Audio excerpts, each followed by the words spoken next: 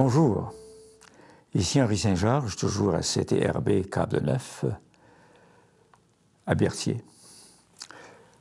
Aujourd'hui, nous en sommes à notre 3e émission concernant la motivation. J'ai parlé lors de la première émission de l'importance de la force du vouloir et du pouvoir. Vous vous souvenez que j'ai bien dit, si vous détachez un seul de ces 3 éléments-là, que ce soit la force, le vouloir ou le pouvoir, vous anéantissez cette combinaison gagnante. Il est bon de vouloir, mais il faut beaucoup vouloir pour pouvoir réussir quelque chose. Et c'est là que la force de l'esprit entre véritablement en ligne de compte. Et aussi que toute réussite, toute fortune débute par une idée. C'est pas nécessaire que ce soit une idée fantastique, même si on sait que les idées mènent le monde. Ça prend toutes sortes de petites idées dans notre monde pour arriver à des résultats satisfaisants pour à peu près tout le monde qui se donne la peine, au moins d'en avoir, et de le faire fructifier. On a aussi parlé de la principale difficulté est en vous. Ouais, on sait que souvent on est handicapé par soi-même, qu'on peut devenir autant l'artisan de sa pauvreté que de sa fortune. On travaille aussi fort, autrement dit, à rester pauvre qu'à devenir riche. Ça dépend de ce qu'on a en tête. Les gens à problème, il faut les fuir le plus possible. D'ailleurs, de toute façon, si vous n'avez pas de problème, vous ne les fréquenterez pas. Les gens qui ont des succès dans leurs entreprises ne fréquentent pas les gens à problème, ce qui va de soi.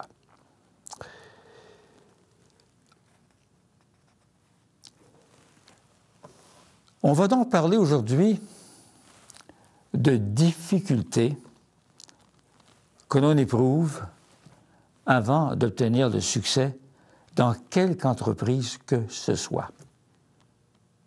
Tout à fait normal de rencontrer des difficultés. Beaucoup de gens dans la vie ont connu le succès après beaucoup d'années d'insuccès. Qu'on se tienne pour dit, c'est extrêmement important. Donc, quelqu'un qui a des difficultés ne devrait jamais s'en faire. Il n'y a rien d'épouvantable là-dedans. Et je vais vous dire pourquoi il n'y a rien d'épouvantable à éprouver des difficultés. C'est que les difficultés sont vos meilleurs maîtres. Vous savez, on n'apprend pas par la réussite de quelque chose. On n'apprend rien quand ça va bien. Ça file, ça va bien. Ça roule, comme on dit. Mais dès qu'on a une difficulté, on cherche à savoir d'abord quelle est cette difficulté et qu'est-ce qu'on peut faire pour la résoudre ou les résoudre s'il y en a plus qu'une. On apprend donc par ces difficultés. On sait ce qui ne va pas. Et là, quand on a compris ça, on est comme projeté de l'avant. Tout se met à aller bien, et même très bien. Je pense, moi, que ce qui est très important lorsque vous avez un projet à entreprendre, c'est simplement d'apprendre à vous connaître. Connais-toi toi-même et tu connaîtras l'univers et les dieux. Ça, c'est un grand philosophe du nom de Socrate qui a prononcé cette parole il y a de cela bien longtemps. Et tous les grands philosophes de son temps ont suivi ses conseils, ses préceptes. Lui, il n'a jamais écrit, hein? Il parlait beaucoup, il aimait ça parler. Mais il disait des choses très intéressantes. Il a d'autant plus dit celle-là. La clé du succès est d'apprendre à bien se connaître. Il n'a pas dit ça de même, là. Connais-toi toi-même. Mais on n'ajoute pas ce qu'il a dit de plus. Connais-toi toi-même et tu connaîtras l'univers et les dieux. Ça, cette phrase-là, elle est inscrite sur le monument de Delphes, en Grèce. C'est quoi cet univers et les dieux? Ben, c'est bien simple. C'est la connaissance instinctive en chacun de nous. Alors on peut dire donc que l'être vivant est une mémoire qui agit. Ça surprend toujours les gens, quand je fais des conférences, que je leur sors cette phrase-là, que la mémoire, que l'être vivant, pardon, est une mémoire qui agit. Oui, on agit par instinct. C'est quoi l'instinct? C'est un savoir subconscient héréditaire. Il y a 800 ans passés, par exemple, on peut reculer aussi, peut-être 1000 ans passés, ou même peut-être il y a 400 ans passés, l'humain n'avait pas les habitudes qu'il a aujourd'hui. Il ne pensait peut-être pas tout à fait de la même façon, quoique j'y étais pas, puis vous non plus, on ne peut pas le savoir. Mais on avait des habitudes acquises à ce moment-là, qu'on a peut-être perdues au fil des siècles. On a dû s'accoutumer à d'autres habitudes. C'est soit du savoir subconscient héréditaire. L'homme se renouvelle constamment. Il ne peut pas en sortir de là, il se renouvelle constamment. Alors, si l'homme ou l'être vivant est une mémoire qui agit, faisons en sorte d'agir correctement. Il y a une chose qu'il faut faire, ou plutôt ne pas faire, c'est le défaut de se comparer avec les autres. Quand on se compare avec quelqu'un, on devient toujours le perdant. Parce que quand on veut se comparer avec quelqu'un, on cherche les qualités de l'autre. Mais ça ne veut pas dire nécessairement que l'on possède en propre ces qualités-là. On ne peut pas se comparer avec les autres, c'est impossible. Les gens ont leurs qualités. Et les qualités que vous avez, ceux que vous admirez, ne possèdent pas ces qualités-là.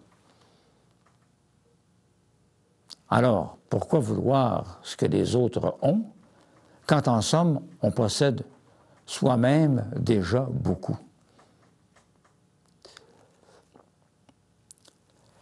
Alors, comparez pas avec les autres. Jamais, jamais, jamais. Ça ne donne rien.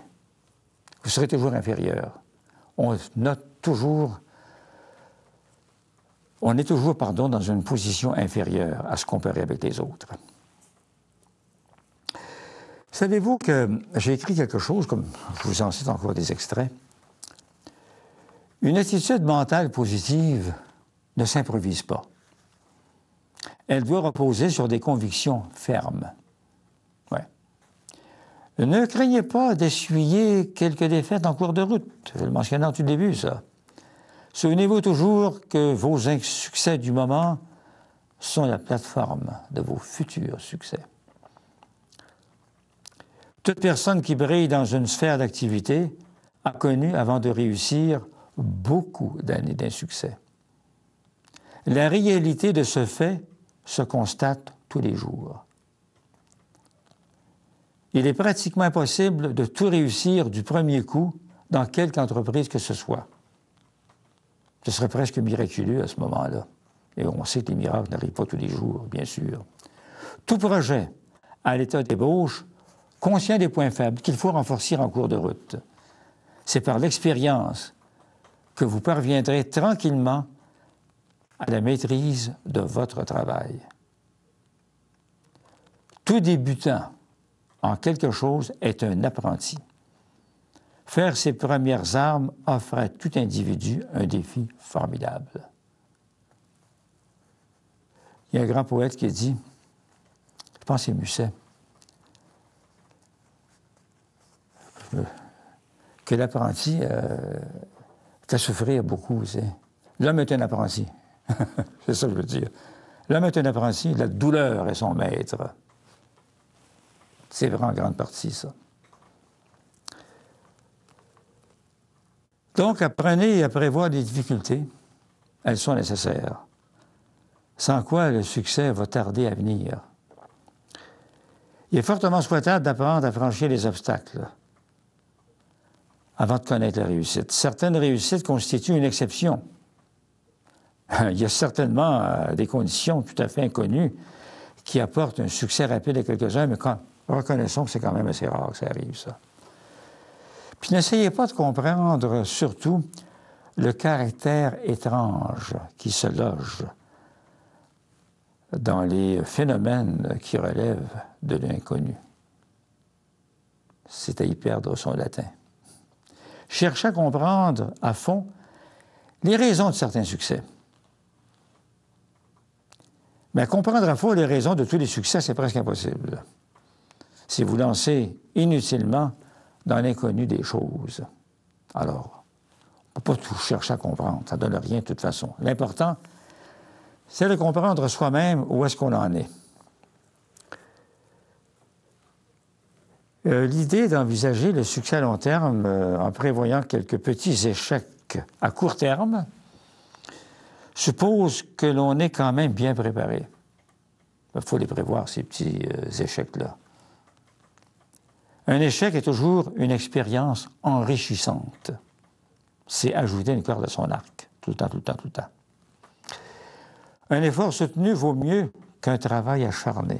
Il y en a qui vont dire, voyons, moi je suis arrivé à la maîtrise de ma profession par un travail acharné. Oui, c'est vrai, je vous le concède. Mais c'est épuisant, un travail acharné. Il y a des gens qui ne croient pas à ça. Ils croient plutôt à l'effort soutenu. On en fait un petit peu chaque jour et on arrive à un résultat intéressant. L'acharnement au travail, c'est vrai que c'est épuisant. Tandis que l'effort tranquille et constant peut rapporter davantage. Vous savez que dans chacun de nous, les humains, se loge un guide caché. Ma foi, c'est quoi ça, un guide caché? Le guide caché, c'est simplement ceci, c'est l'inspiration. L'inspiration qui nous dirige, qui nous pousse à agir. Avez-vous remarqué des fois que dans vos expériences, il vous arrive d'acquérir une certaine satisfaction intérieure, une certitude, dois-je plutôt dire. Vous ne savez pas comment ça se fait, mais ça arrive comme ça. Vous avez une petite certitude intérieure, c'est signe que vous êtes sur de bons chemins. Puis n'oubliez surtout jamais ceci, que ce guide-là, qui est en quelque sorte l'inspiration, il teste constamment votre persévérance. Parce que si vous avez à réussir quelque chose, vous le ferez, vous le réaliserez. Mais si vous n'avez pas ce qu'il faut pour le réaliser, vous n'y arriverez tout simplement pas. C'est tout à fait normal, c'est dans l'ordre des choses. Eh bien, la semaine prochaine, lors de notre 4e émission, on va parler du manque de confiance en soi. Sujet fort intéressant, il va s'en dire. À la prochaine.